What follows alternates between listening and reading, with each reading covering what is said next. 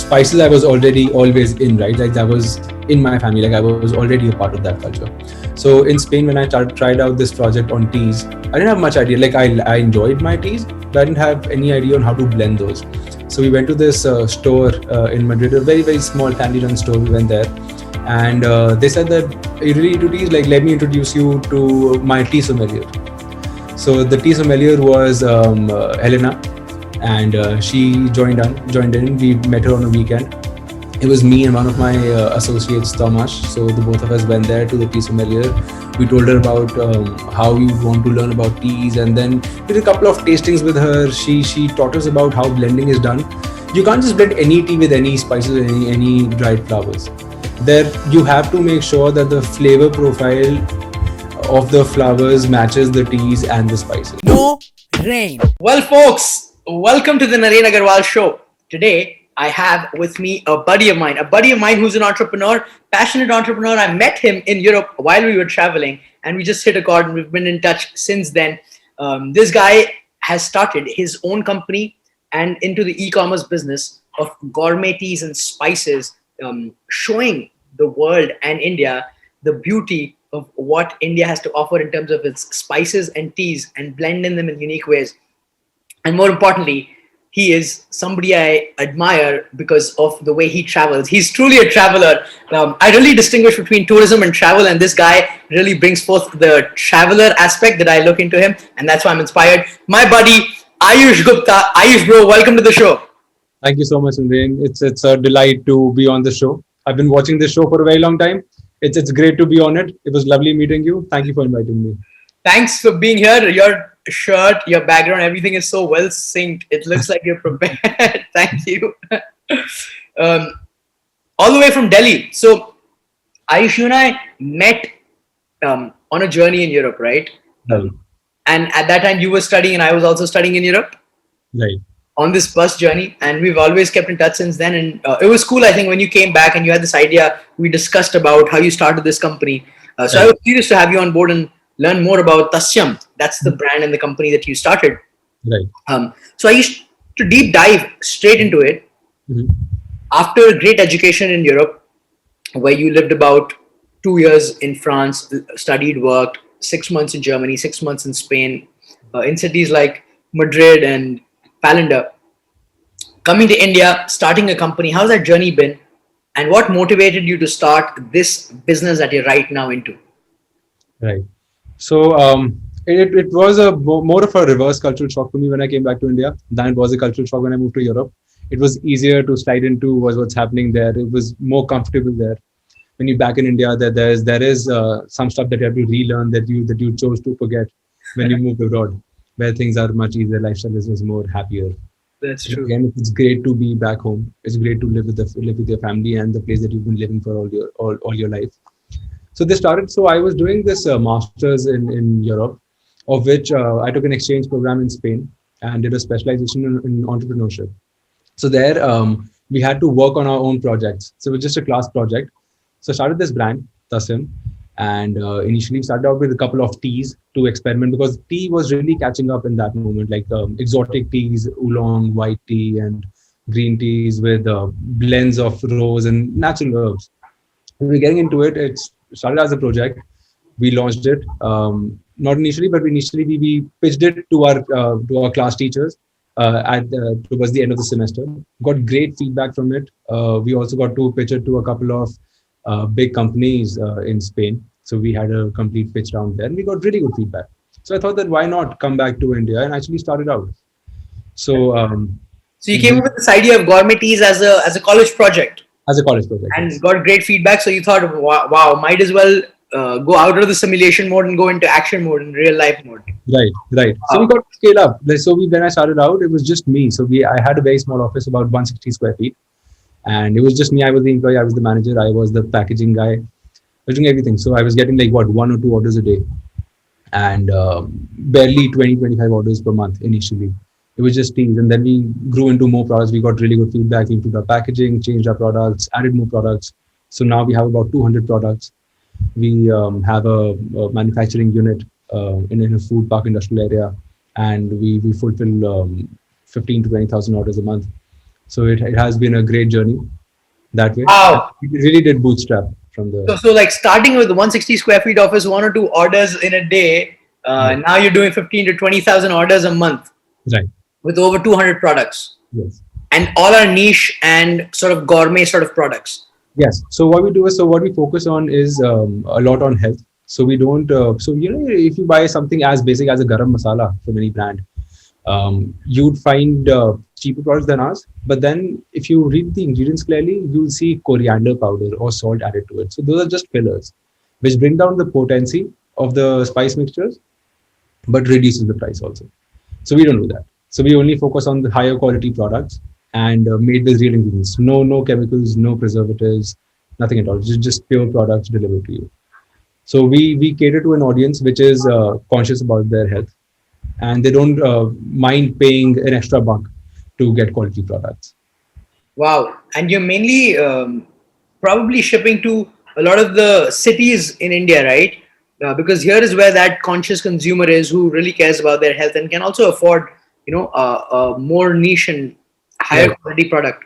So we ship all across India, and surprisingly there's a lot of orders from tier 2 and tier 3 cities also. So people there who have the budget to buy such products, they are learning about how health is important and how they should but be conscious about buying the right products also. There's a lot of orders from there also. But then again, we've also started exporting to the US and certain countries in Europe through online channels like Amazon. Wow, no need of Vasco da Gama. We're sending the spices now. Come to us. We got it. That's awesome, bro.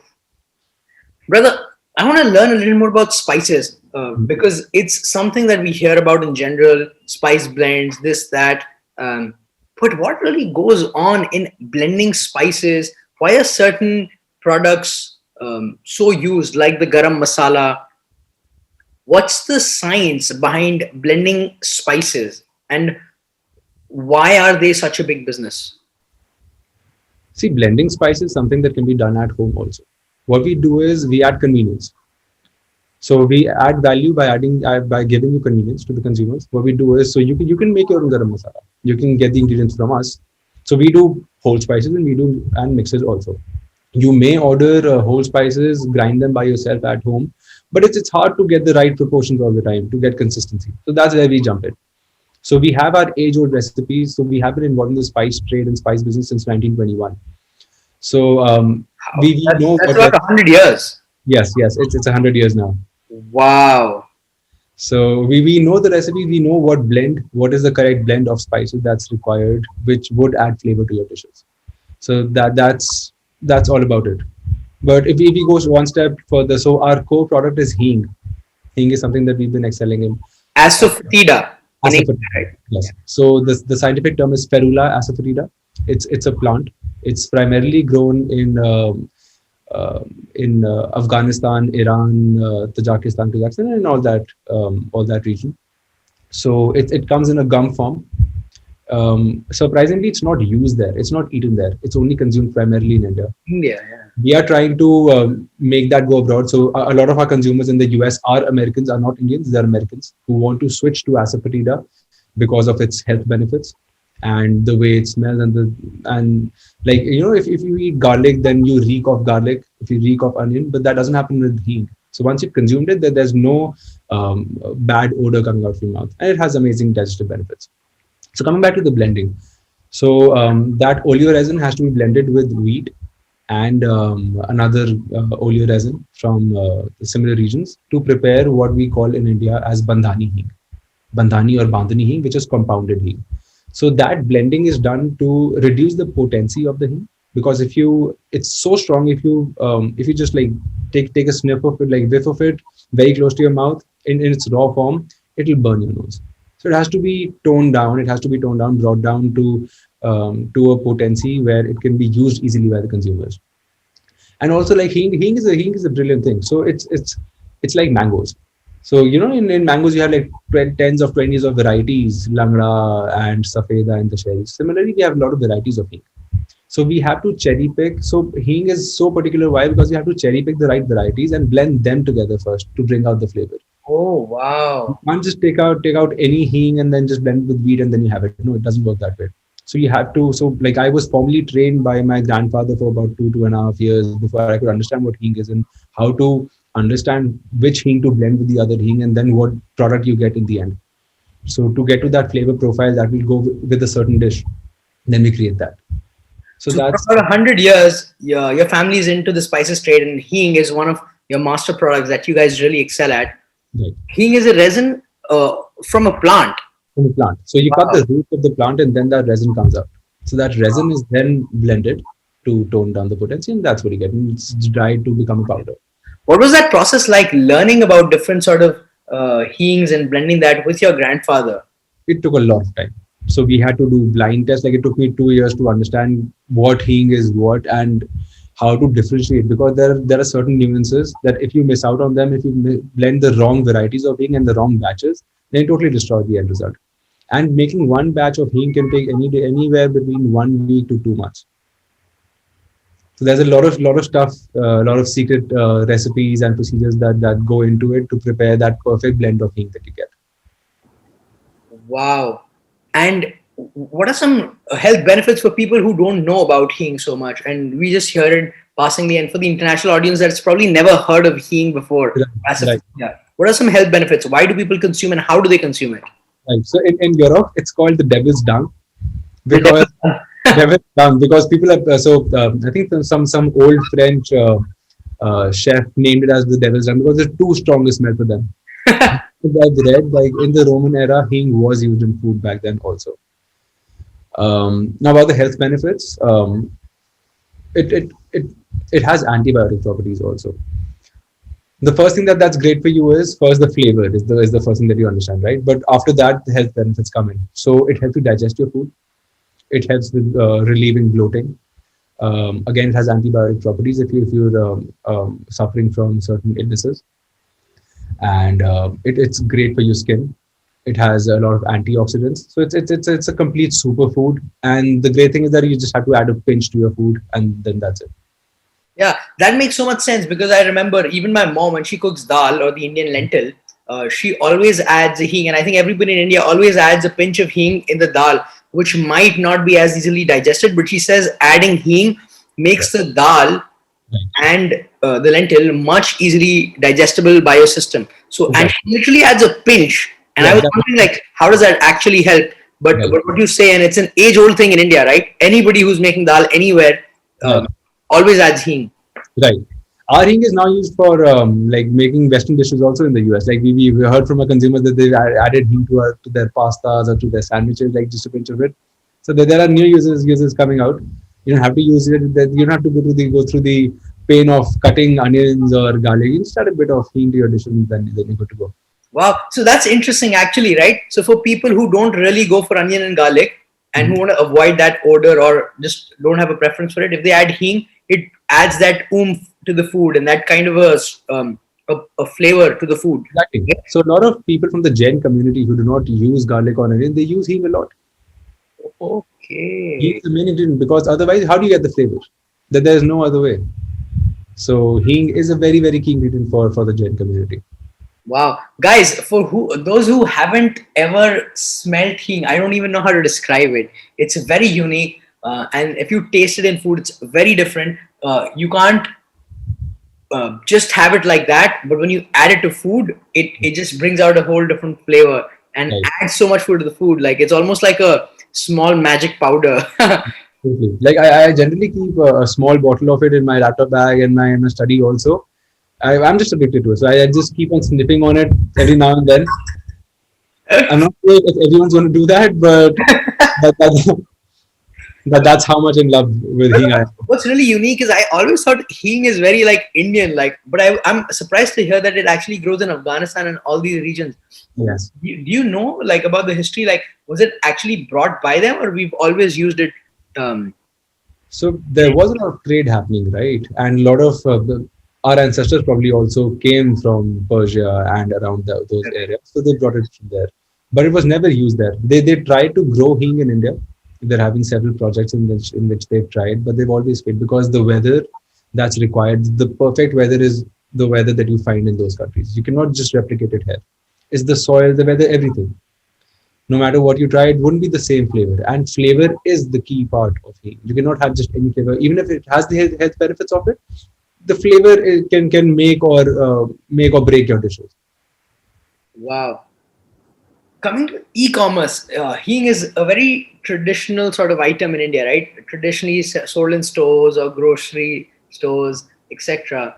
Coming to e-commerce and selling spices or even tea, Mhm. what's that like? How does that change? How does the equation change for you as somebody who's selling these products on e-commerce? What's something you got to do differently in the 21st century to be able to make these products available? Okay, so a lot of heat that you find in the market is not of the best quality. A lot of consumers online are those consumers who are looking for quality products.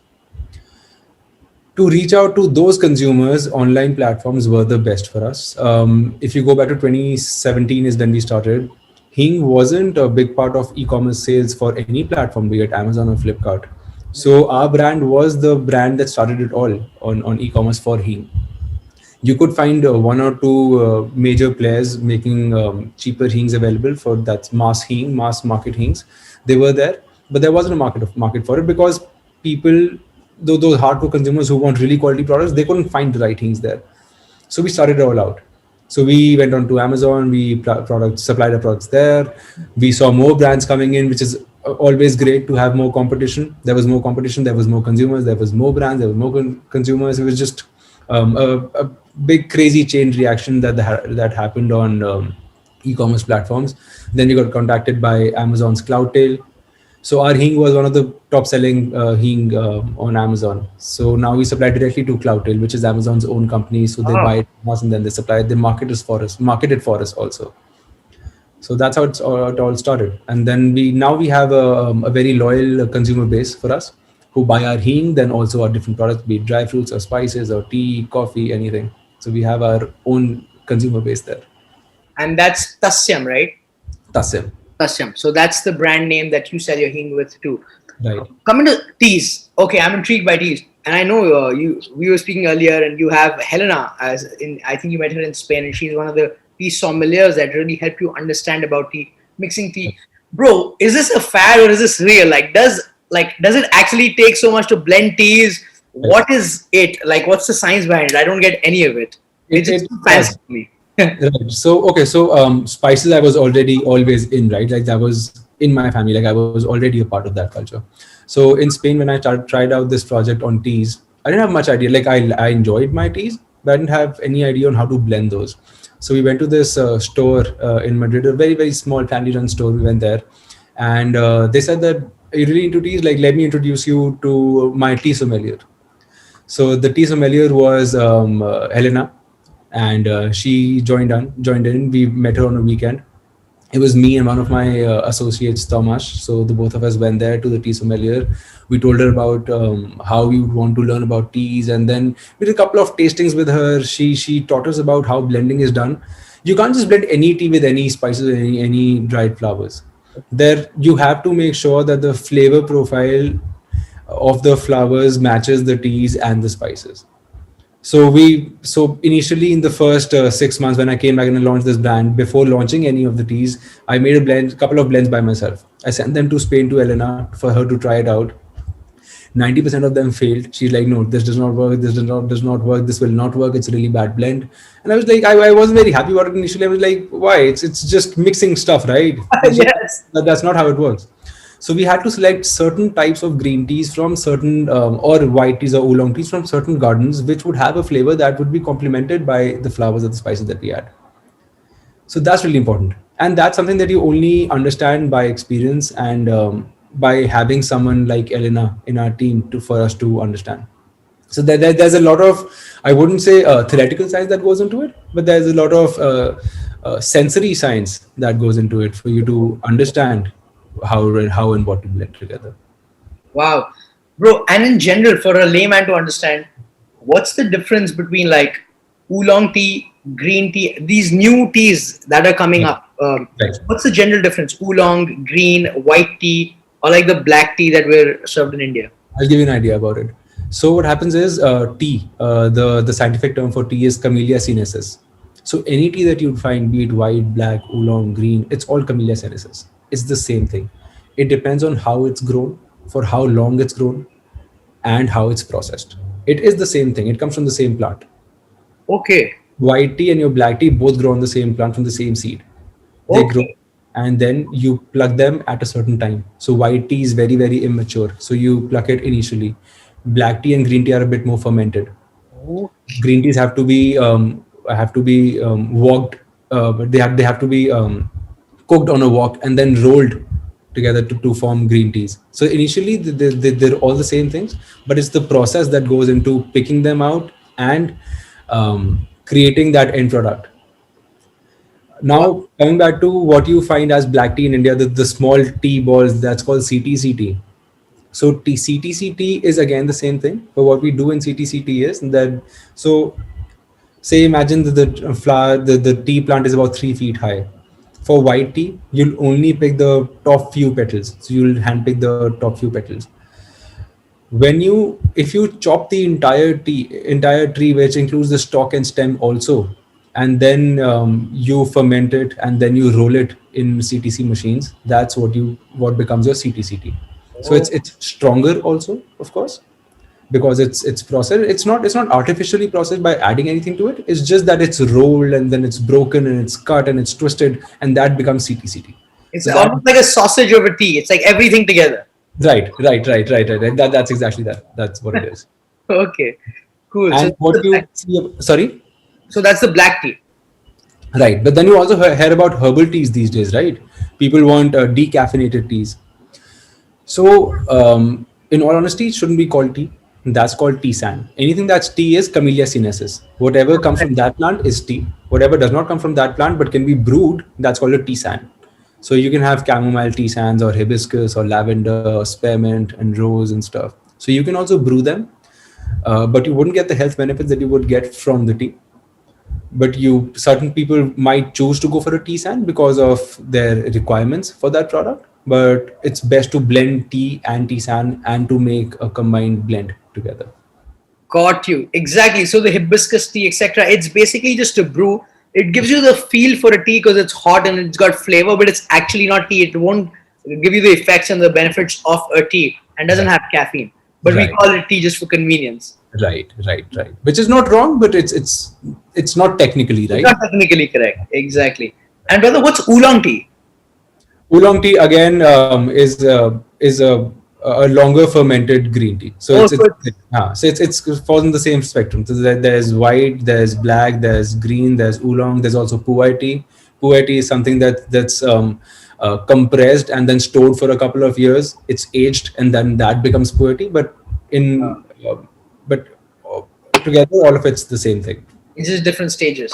Right. Awesome. That gives me more clarity on tea. That's the same for wine, right? So like white wine, black wine, red wine. It's all. So you can make all of these three wines from black grapes, but it's the how much tannins you let stay in the wine and how long the fermentation process is that makes different sorts of wines.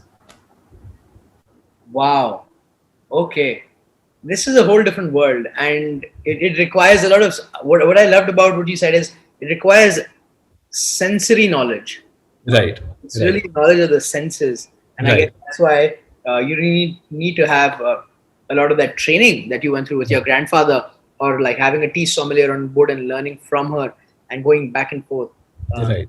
And and what's really beautiful about what I hear from you is that there is no exact right or wrong. Of course, there are basic principles that if you these two go, it's absolutely wrong. Right. But then there is also no right and wrong. So it's really an open play and field, right? You can mix different sorts of beings, mix Totally. sort of Totally. teas. Like it's open to interpretation. Yeah, it's open to interpretation. It's really a creative field in that sense. Yes. Wow, Totally. wow. So it's on one way we hear like the teas and the spices business and e-commerce selling, but then there's a whole creativity behind it That goes at the back end. Yes. that you wouldn't think of and that I wouldn't think of. Right. Which is awesome. Now people will think of after watching your show. That's pretty cool. That's pretty cool.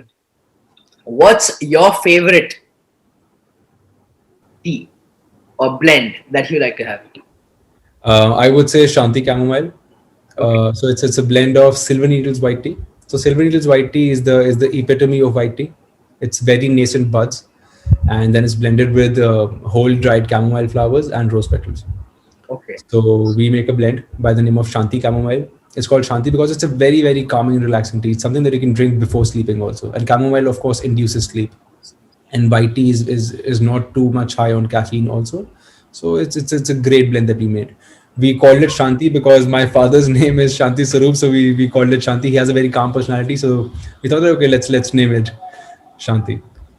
That's awesome, guys. Shanti chamomile tea, right? Right.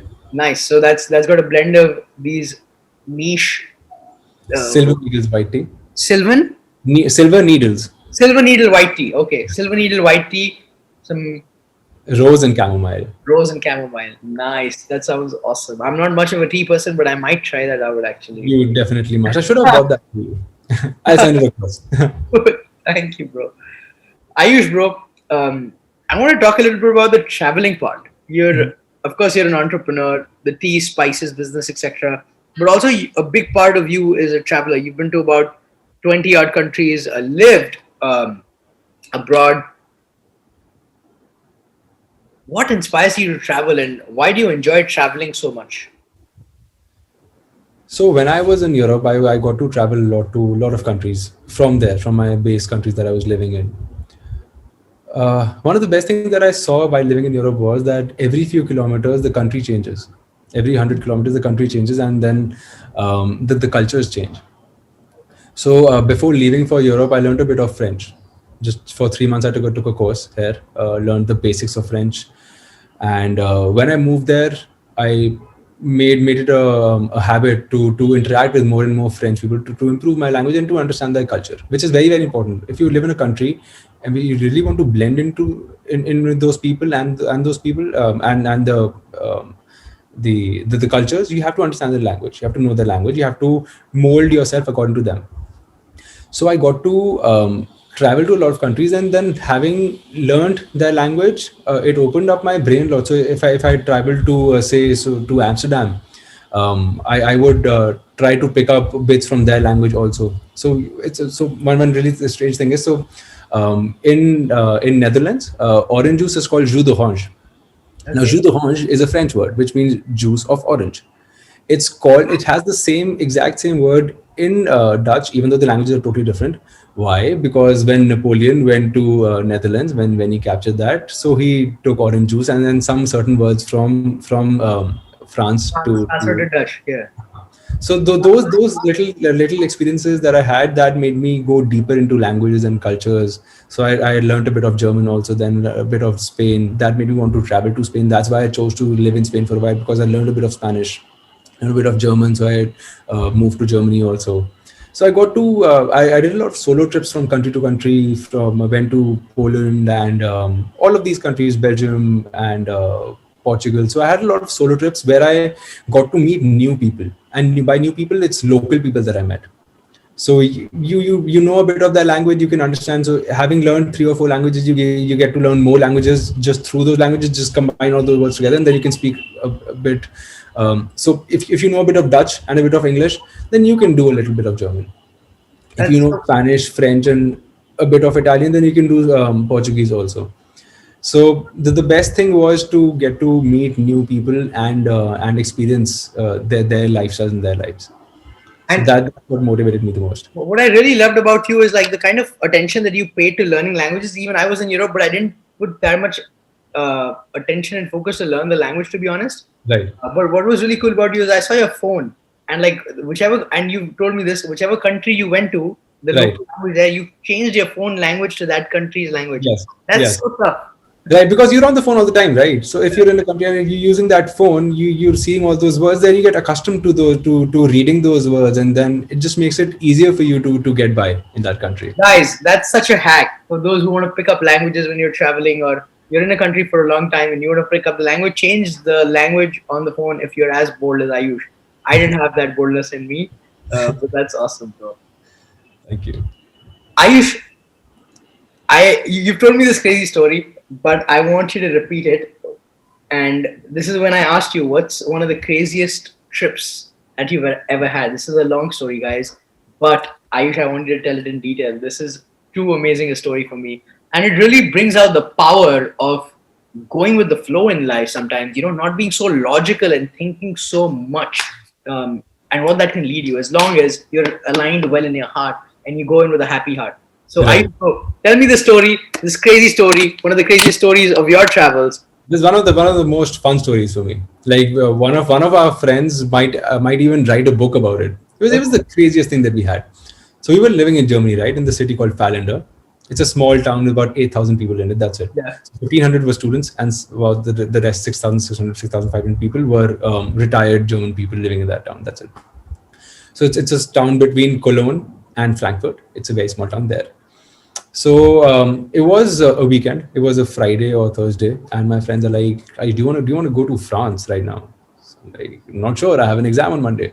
Like, no, we just study for the exam later or do whatever. Let's just go to France. I'm like, cool. So what's the plan? So they're like, no plan. Let's just go to France. I'm like, cool. Sounds like a plan. So we went to a car rental service. We asked for a car, and they didn't have that car. So we were, of course, students. We had a low budget. So we're like, we'll take a Volkswagen. And they're like, we don't have a Volkswagen. But we're like, no, we can see that on your platform that you do have a Volkswagen. So we'll just book that on the platform. So we did. On the website. So in the website, it's showing there's a Volkswagen, but actually they don't have the We Volkswagen. don't have it right now. So we booked it. And they're like, oh shit. So you've booked it, but now we have to give you a car. So here's your Mercedes. So we're like, great. With that car. So that's when the beauty of this trip began already. Yeah. Things were getting in place. Yeah. So we took the car. We drove to the city in France called Strasbourg. So we just landed to. It was a 5-6 hour journey. I don't remember. Like it was a couple of hours. We drove to Strasbourg, and then we like cool. So we're in Strasbourg. Now what? Now we don't have a place to stay. So we parked a car in one of the regular parking lots there. We just randomly walking on the street searching for food. Really hungry. We had to find a place, but then we had to find food first. We were just walking on the street, and then randomly one of my friends. So I was on an exchange in Germany, right, from France. So one of the friends who was traveling with me was on an exchange in Germany from Canada. Now, from his university, people were on exchanges in all the parts of the world. So one of his acquaintances that he did not know well, but he just knew that he has seen that face, and that person has also seen my friend's face. So we met that person in Strasbourg. Wow. So your friend just bumps into an acquaintance in Strasbourg from her university. Right. From university, yeah. Right. And so that person that we bumped into is, and she's like, oh wow, great to meet you guys. So where are you staying? So we like, we don't have a place. So she's like, cool. So I have a place. So why don't you guys join me? So of course, the obvious answer was yes. We will join you. We need a place because it's already the evening and we need a place to stay. We need shelter. So we went to her place, and she had. So it was probably a Friday or a Saturday. So she had a couple of friends over, like 10 friends over to her place at her place. Met them, chilled out with them, and then they're How like, many guys are you guys? It's you, we were five. five of you. We were five. You invite five, you go five guys, right? Five Tripping. guys at her place. And then she has her friends over, and then she's like, do you guys want to go clubbing? We're like, sure, like we're here to have fun. So the club, so we're in Strasbourg right now, which is at the east of France. So the club is in Germany. So what happens is, so we went to a bus station in Strasbourg. So a special bus comes there, picks you up from France, takes you to Germany, you party there, and then drops you back to France. So we did that crazy night. The next day we wake up, we're like, oh shit, now what? What do we do now? Like we can't be a burden on your friend for the entire weekend. So let's go to some other place. So we were just like randomly searching places on Google Maps, and we found that there's a really cute town called Colmar. It's near Strasbourg, not too far, but not too close also. We drove there. And we were like, shit, we don't have a place to stay again. What do we do? We went to a couple of bars, ordered a couple of drinks to get our heads together.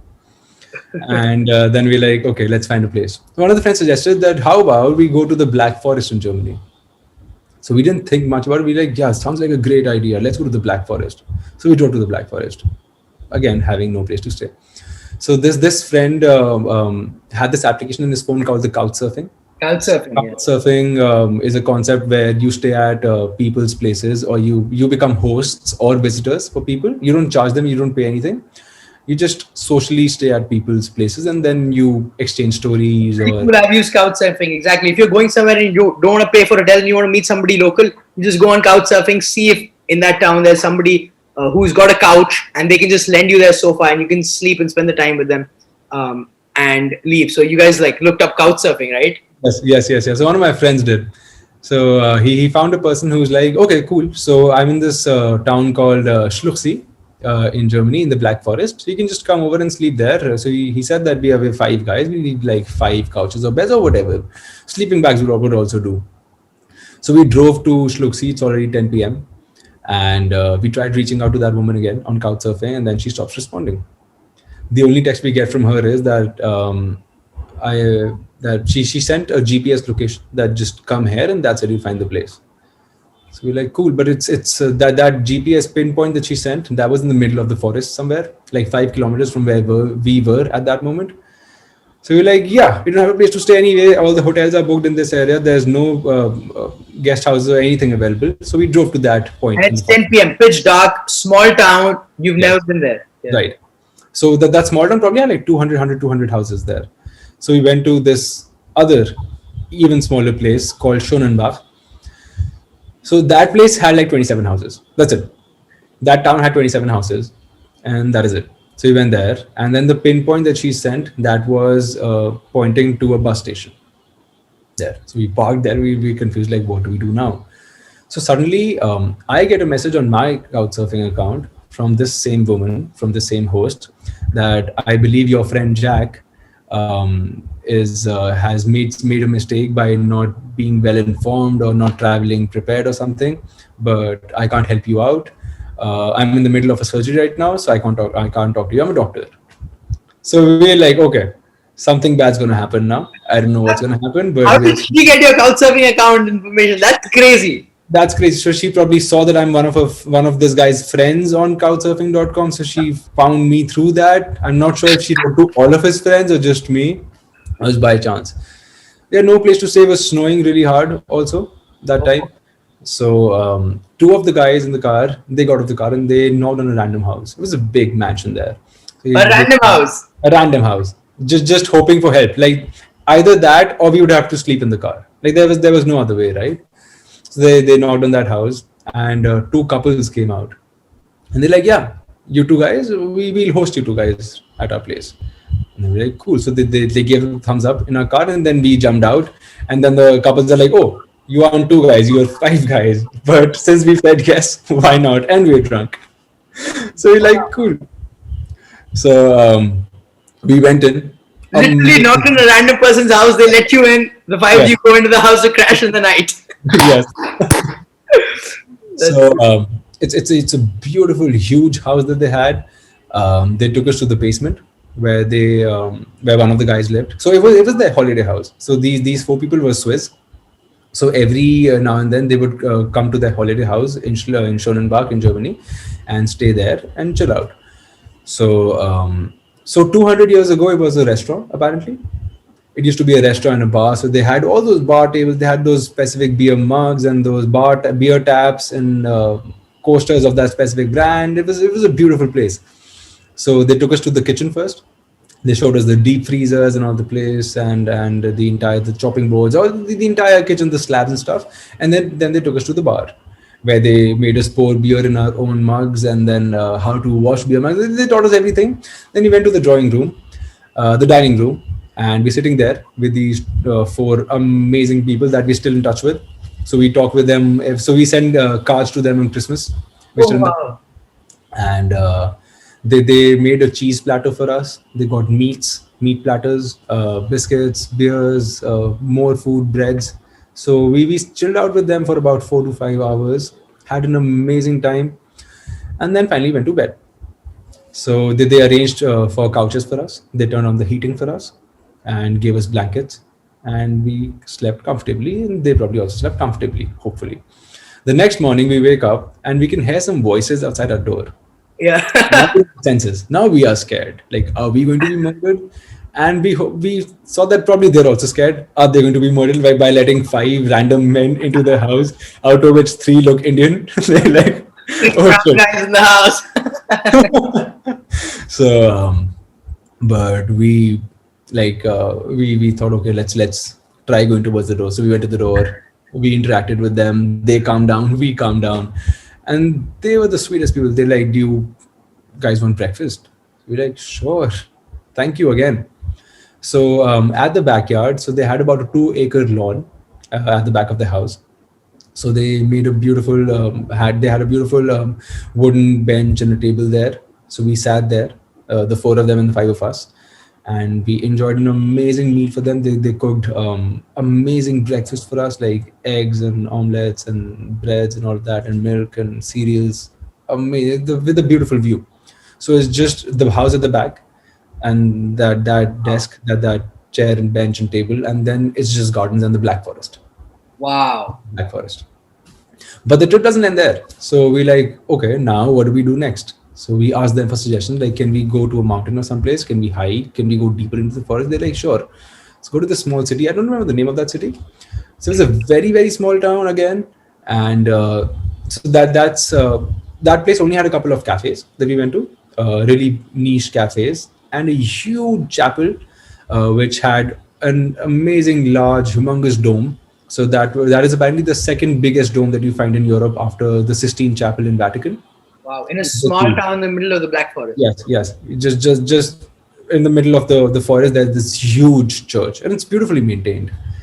Um, there's a couple of schools also, which are really the luxury private schools for the a specific set of German families that live in Germany or across Germany, but then send their children there to study.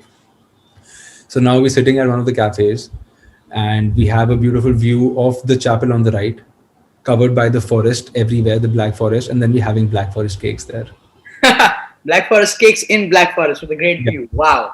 The Black Forest cakes that you have there, then they're nowhere close to what you find here in India, right? So it has a certain cherry liquor in it, and then a whole confiture of cherry on the top. Beautiful stuff. From there we went for we just started climbing. So we saw a mountainous area, and we started climbing that area. Suddenly we hit snow, and then we climbing on the snow, and we end up reaching to one of the peaks, which was the basis for a ski camp there. Wow. So we didn't go through the ski camp. We took some random route and ended up being there at the ski camp. So those ski camp people were amazing. People also to let us in, even though we sort of trespassed into their property. But then we chilled there, had a couple of coffees, and then that's where the journey ended. So we left and we drove back to Falindar city. And then I remember you saying that the ski camp people, you didn't have to walk all the way back. They were so kind. You took the ski lift and came back, That right? is the yes, Yeah.